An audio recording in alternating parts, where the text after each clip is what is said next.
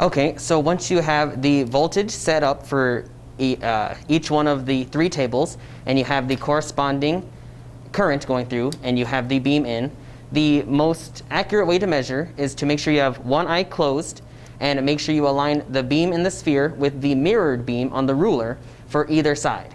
Once you have a diameter of sorts measured from either side, you divide that in two, so you have a radius of the beam.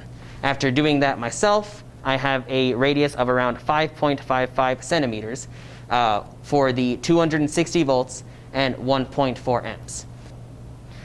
So the reason I keep repeating the voltage at 260 and the current at 1.4 is because this lab is going to change the voltage and the current, and you will therefore see how the electrons move. So now that we have the voltage staying at 260, let's see what happens when we change the current.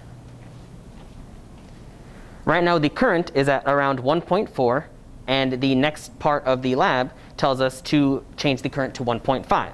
So let's see what happens when we do that. So now it is at 1.49, or approximately 1.5, and as you can see, the electron's beam, the circle, has decreased in radius. And now, for the other parts of the lab, obviously you are trying to do this experiment with three different voltages, one at 260, one at 300, and one at 360. So now we can see what happens when we change the voltage.